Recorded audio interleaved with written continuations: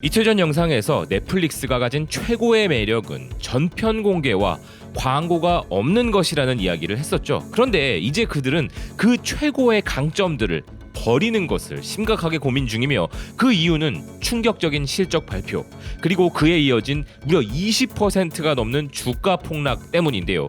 그나마 한국이 없었다면 더 힘들었을 것이고, 앞으로도 넷플릭스의 희망은 한국이며, 또 다른 글로벌 스트리밍 플랫폼 업체인 드라마 명가 HBO 역시 한국과 관련하여 전에 없던 놀라운 시도를 하고 있는 상황이라고 합니다. 그야말로 대충격의 어닝 쇼크, 곧 기업이 예상보다 저조한 실적을 발표한 것을 이르는 이 현상은 넷플릭스를 휘청이게 만들고 있는데요. 미국 블룸버그는 넷플릭스가 20만 명의 구독자 감소라는 충격적인 실적을 발표하면서 연간 2,500만 명씩 정기적으로 구독자 가입이 증가해온 넷플릭스가 10년 만에 처음으로 구독자 감소를 맛보게 되면서 주가가 폭락한 점을 상세히 보도하고 있습니다. 올해 이미 40% 이상 주가가 하락한 상황에서 오늘 시간 외 거래에서는 무려 27%까지 주가가 급락한 매우 심각한 상황인데요. 넷플릭스의 구독자 감소의 원인으로는 먼저 기존 구독자 2억 2,160만 명 외에 계정 암호를 공유하여 비용 지불을 하지 않는 가구가 1억 가구 이상 존재하는 부분과 경쟁업체들의 본격적 경쟁이 시작된 점, 또한 우크라이나 러시아 문제로 인해 러시아에서 서비스를 중단하면서 여기에서만 70만 명의 구독자 손실이 있었던 것뿐 아니라 최근에 서비스 가격 인상 문제, 물가 상승으로 인한 경제적 부담 등이 있었다고 합니다. 상황이 이렇다 보니 넷플릭스는 넷플릭스뿐만 아니라 다양한 산업에 큰 영향을 줄 수도 있는 새로운 방안을 꺼내 들었는데요.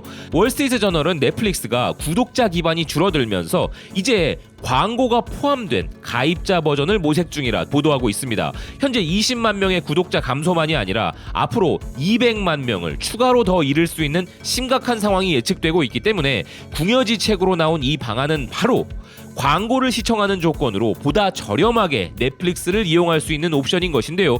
이러한 움직임은 저희가 이틀 전에 이미 말씀드렸던 것처럼 월스트리트에서도 매우 큰 변화라고 받아들이고 있습니다. 기사는 광고가 없는 안식처로 출범한 넷플릭스는 매우 큰 변화의 움직임을 만들어 왔지만 경쟁업체들과의 경쟁 심화와 기존 구독자들 간의 만연한 계정 공유로 초래된 성장 둔화를 해결하기 위해 씨름하고 있다는 것인데요. 넷플릭스의 회장이자 공동 CEO 리드 헤이스팅스는 지금 넷플릭스를 구독하고 있는 사람들은 내가 광고의 복잡성에 반대하고 구독 서비스의 단순성을 열렬히 지지해왔다는 것을 알고 있다. 하지만 나는 그 부분의 팬인 만큼 소비자의 선택폭을 넓혀주는 것의 팬이기도 하다 라는 말로 광고 시청을 조건으로 하는 저렴이 버전의 넷플릭스에 대해 기정사실화하는 발언을 내놓았습니다. 즉 앞으로 우리가 넷플릭스 서비스를 이용하면서 직접적으로 겪게 될 변화를 예측해보면 계정 공유에 대한 제재가 가해질 가능성이 높다는 점과 현재의 구독료 비용이 너무 비싸다고 느끼는 분들의 경우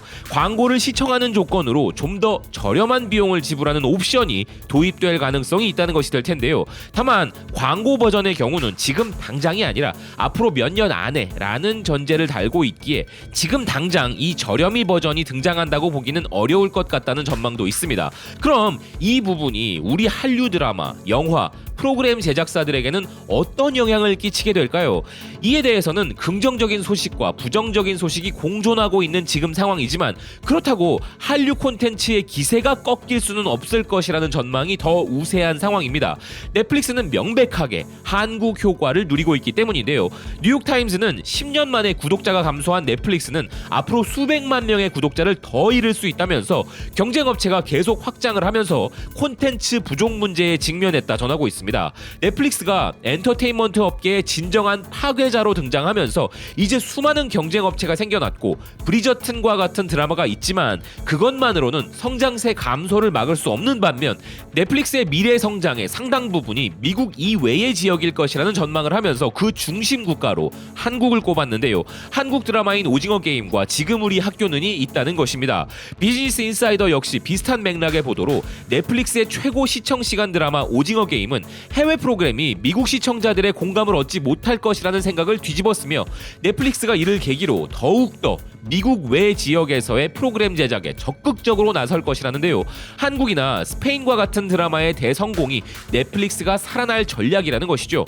블룸버그 블룸버그는 이보다 더 직접적으로 넷플릭스가 이렇게 충격적인 구독자 감소를 겪고 있음에도 불구하고 한국의 디스토피아 히트작 오징어 게임이 100만 명 이상의 구독자를 가입시킨 유일한 희망이었다 전하고 있는데요.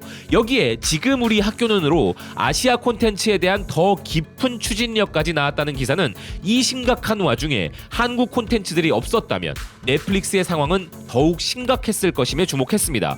블룸버그는 또 다른 기사에서 넷플릭스가 콘텐츠에 대한 투자를 억제할 것이라는 전망에 따라 한국 드라마 관련 기업들, 특히 넷플릭스 오리지널 스위트홈 사랑의 불시착 등을 제작한 스튜디오 드래곤, 그리고 제이콘텐트리와 같은 기업들의 주가 하락이 있었지만 그럼에도 넷플릭스에게 아시아 시장의 중요성이 크기에 애널리스트들은 긍정적인 전망을 내놓고 있다는데요. 즉 단기적 영향은 있을 수 있으나 한국 콘텐츠 제작사들의 장기적 전망은 밝다는 것입니다. 무엇보다 넷플릭스가 부진한 실력으로 투자를 줄일 것이라는 전망은 한국과는 상관이 없는 부분이라는 의견이 지배적이라는 기사는 그 이유가 한국 드라마 지금 우리 학교는과 같은 작품만으로도 넷플릭스는 아시아에서 100만 명 이상의 구독자를 확보할 수 있었기 때문이라는데요.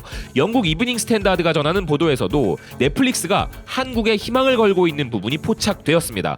너무 많은 서비스 대비 다 볼 시간은 부족한데 이럴 때 글로벌 스트리밍 업체들 중에 가장 좋은 업체를 선정하는 기준이 무엇인지에 대해 보도한 기사인데 그중 애플의 경우는 고품질의 독점적 콘텐츠를 즐긴다면 보기 좋고 아마존의 프라임 비디오는 다양한 작품과 가성비가 강점이며 디즈니 플러스는 기존 콘텐츠들이 많다는 점 때문에 구독을 하게 되지만 넷플릭스는 방대한 작품들, 특히 오징어 게임과 같은 비영어권 프로그램들을 보유한 것이 차별점이라는데요. 비영어권 작품들 중에서도 넷플릭스 상위권 차트를 휩쓸고 있는 K-드라마들을 절대 빼놓을 수 없는 것이죠. 블룸버그 역시 한국 콘텐츠들의 기세는 넷플릭스 및 다양한 스트리밍 업체들로 인하여 꺾일 것이라 생각하지 않는다고 보도하고 있는데요. 설령 넷플릭스가 투자 비용을 삭감을 한다고 해도 그것은 미국과 아시아 이외의 다른 지역에서 이루어질 가능성이 높고 여기에 다른 글로벌 플레이어들 또한 한국에 대한 투자는 계속 늘릴 수밖에 없다는 것입니다. 더 구체적으로 한국 투자에 여념이 없는 글로벌 플레이어들로 월트 디즈니와 애플 그리고 워너미디어 등을 꼽고 있는 블룸버그인데요. 그중 워너미디어의 HBO 맥스가 현재 시도하고 있는 한국과 관련한 프로젝트가 정말 충격적인 한류의 변화에 대해 시사하는 바가 크다 할 수 있습니다.